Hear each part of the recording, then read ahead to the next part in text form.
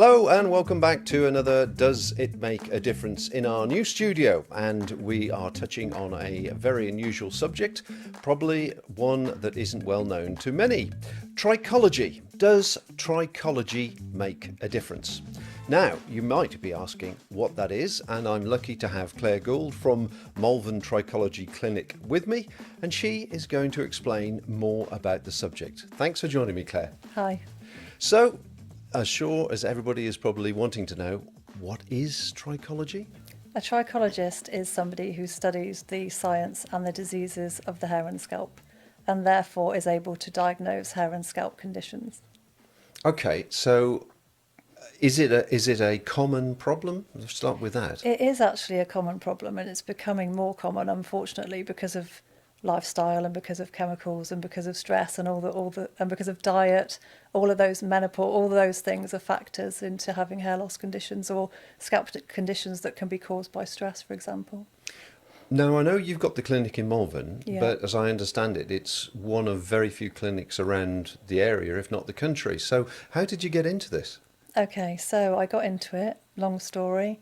After emigrating to New Zealand in 2003, I opened a hairdressing salon with a big brand that I'd used for a long time. And unfortunately, I had an anaphylactic reaction and was rushed to hospital, which was absolutely terrifying. I didn't want to lose my passion. I wanted to continue in the industry, so I looked for an alternative. And I discovered organic hairdressing, which basically is just hairdressing with a lower level of chemicals that are used, which are better for the environment, better for the stylist and better for the client. So when I came back to England with my organic idea, I opened my salon in Malvern Link, and people were coming in and asking, organic products, they're so much kinder. Is it okay to use them on my sensitive head? Is it okay if my hair's falling out? Is it okay if I've had cancer treatment? And I thought, I don't know the answers to these questions, so I needed to do my research.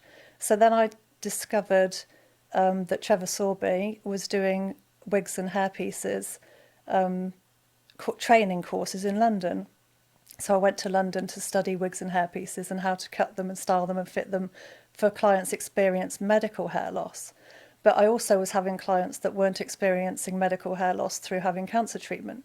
They were having scalp issues and alopecia problems and just hair shedding, and they didn't know why, but I also didn't know why. So again, do my research, how can I help these people? And then I found the Tricho Care Education was doing a trichology course where you learn in depth about the science of the hair and scalp and all the different conditions that could be caused and what those symptoms are and how you can treat them. So that's how it all started.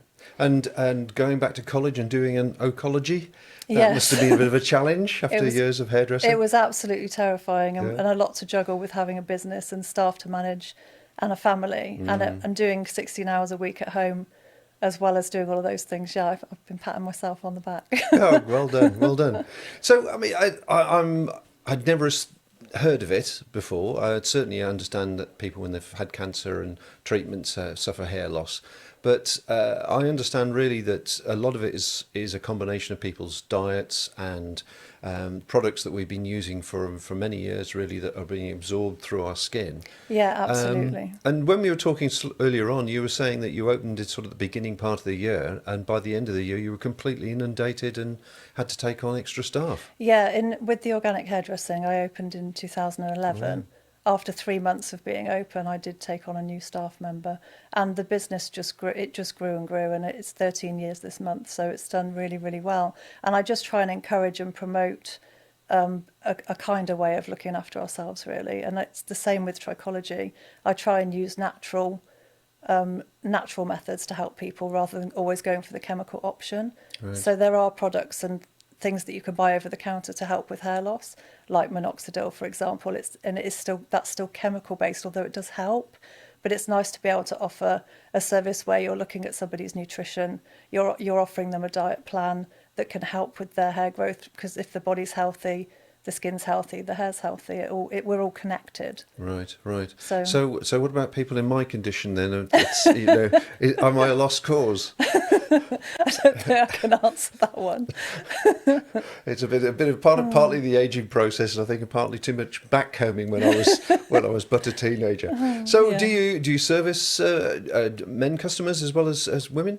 Yes, I do. Yeah, guys that are experiencing hair shedding or the beginnings of male pattern hair loss, or having alopecia patches, say due to stress, or sometimes work can cause those sort of stresses, or you can get psoriasis on the scalp and the skin and the face actually if you're really stressed. But stress isn't the only factor. You have to do an in-depth consultation to find out what you think the triggers are, and then once you know what the triggers are, then you can prescribe the best thing to help. I do offer scalp injections for men and women suffering hair loss.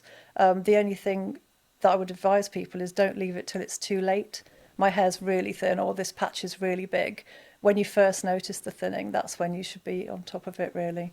And the PRP scalp injections can really help with that. And it's, again, a natural process. So I do a phlebotomy appointment, take a blood sample, spin it in a centrifuge machine, extract the plasma from your blood, so it's nutritious, it's natural, you're not going to have a reaction to it because it's come from your own body. Right. It's nutrient rich, and then I inject that into the actual hair follicle, and that can improve the scalp health. It gives the follicle the nutrition it needs to grow healthy hair, and that can really help for people that are experiencing telogen effluvium, for example, which is hair shedding. Right. It can help with alopecia patches, although it's asymptomatic and you can't find usually the trigger for alopecia, but you can still sometimes the treatment works, sometimes it doesn't. It does depend on what's caused the problem, but it's really good nutrition for the scalp, and it generally works really well. So you've been doing this for 13 years in Malvern, obviously. Yeah. Have you noticed that the percentage of clients that you're getting are more stress related or are more environment related that's causing the problems? Is stress a growing factor? Yeah, stress is definitely a growing factor. I mean, the fast-paced life that we lead is insane, isn't it? And it gets worse and worse. Pushing. We've got to do more. We've got to make more. We've got to be busier. Targets, and I think all of those pressures are really big. But it's definitely a combination of all of them, because diet and nutrition is a really important factor. Environment's a really important factor because there's so many more chemicals in the air now than there was even 10 years ago.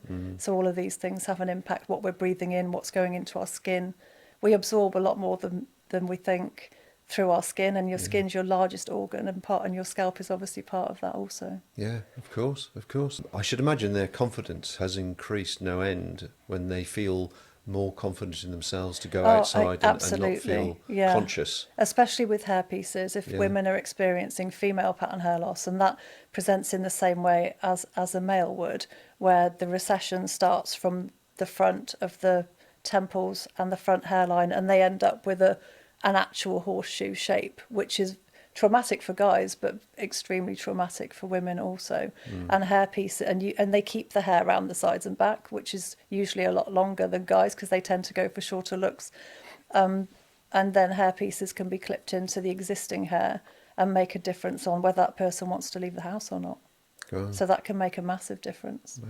And medical hair loss, obviously, through chemotherapy, a lot of chemo treatments, you do lose all of your hair, and some people just want to feel themselves, or if they want to go out, they don't want to be looked at. And if you wear scarves, the society, unfortunately, that stigma, isn't it? Oh, she must have cancer because she's got a scarf on. And I think people really don't like being looked at like that, being perceived like that.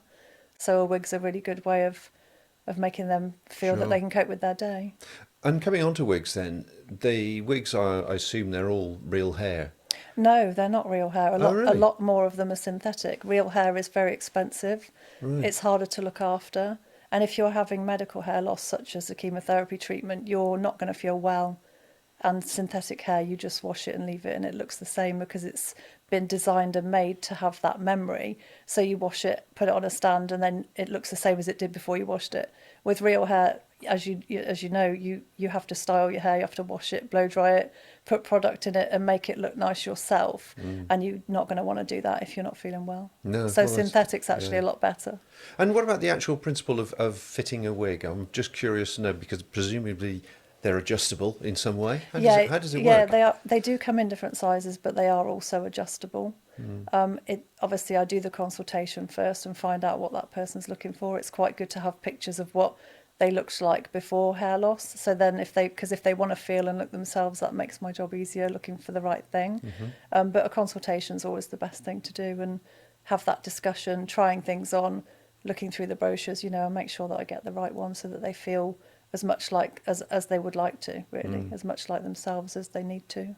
And what about sort of age ranges? Is it across the complete age range from youngsters that have got medical issues through to elderly people, yeah. or are you sort of concentrating in a certain range? No, not at all. I would be happy to look after any age group, and predominantly I do look after people between, say, 30 and 75, but a lot of children obviously also need wigs and hairpieces, unfortunately. But I haven't actually dealt with anybody that's young. So for people that, I mean, there are a lot more products these days for men and women, obviously. Is there anything that they should be cautious about overdoing so they don't create a situation where they might need your services? Oh, there's so many products, isn't there, on the market? And a lot of it obviously is just marketing. Yeah. And they all sometimes, do the same thing. There are more specialised products that you would use, say, in a trichology clinic compared to a hair salon. And that's because the ingredients are more scientific and they've been designed to focus on that follicle health, whereas cosmetic hairdressing products are more about how the hair feels and looks. So is it shiny, is it silky? Right. Unfortunately, they still use a lot of plastics. That makes it difficult to, that does make it difficult when you want to do things with that hair. I think there isn't really anything, apart from over-colouring your hair. I mean, box dyes are obviously a massive market. Globally, not just in the UK, and they're very harsh chemicals. They're not good for your hair. People don't use them properly. They leave it on too long. They put it through to their mid-lengths and ends when they're not meant to. It does tell you to do that on the box, but if that product's been mixed strong enough to cover grey hair, then you don't want to be putting it on hair that's already coloured. It's only going to make it dry, brittle, or even break it off. So some hair loss issues are caused by the client without even realising that they've done anything wrong. Right, and I was going to say then, really, what are the sort of first indications that people might be going down the route of needing somebody like you? I think if lots of hair comes out when they're in the shower, when they brush their hair brushes or always full. If their ponytail feels the density of their ponytail feels like half what it was. If they're showing signs of receding at the front or hair thinning around the temples, or even in the fringe in the frontal area of the scalp. And you can see that, and I think people ignore it for quite a long time before they worry about it being a problem. If you lose eyebrow hair, if you lose hair on other parts of your body, your arms and legs, it's a first sign of possibly a hair loss condition. I mean, you cover other parts of the body as well as the head. I mean, I'm thinking of hairdressers, you just be interested in somebody's head, but obviously... Yeah, I mean, it's just a symptom. It's just a symptom. Right, so right. if somebody says, I haven't had hair on my legs for years and my eyebrow hair's come out and now my hair's receding back, then I can tell them what that condition is, because Right. those are classic symptoms. So it's relevant, even though I don't actually treat that. Okay. I don't only treat the head and the hair. Hair and how you feel about yourself is a very sensitive subject, as you know far better than I do. I should imagine people are quite nervous sometimes about contacting you or coming through the door or emailing or whatever. Absolutely. What would you say to anybody that does feel very apprehensive about seeking help? They can talk to me via email, WhatsApp. They can text. I do private visits. Go to hospital. I can go into hospital rooms.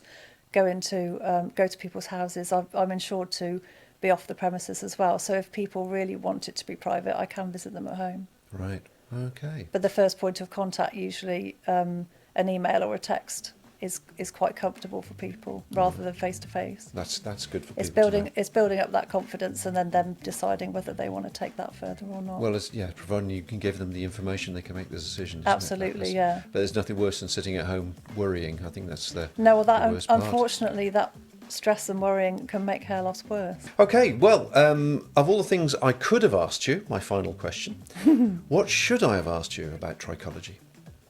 Well, I think we've covered it quite well, actually. I think trichology is a really important service for people that are experiencing any type of hair or scalp condition. any hair loss issues, any skin conditions that they're worried about or just need some advice, or actually don't know where to go next. The hairdresser can't help. What do I do now? And the hairdressers are really good. You know, they do have all that basic knowledge, but unfortunately, they don't have the trichology knowledge. It's a lot more sciencey than people realise. Well, lovely. Well, thanks very much indeed for your time. It's been a fascinating conversation. I've learnt lots. I'm not too sure what I'm going to be doing myself, but I'll worry about that. But thanks very much indeed. Thank you. So there you go. A very interesting conversation. And if you want to know more, then please click the subscribe button.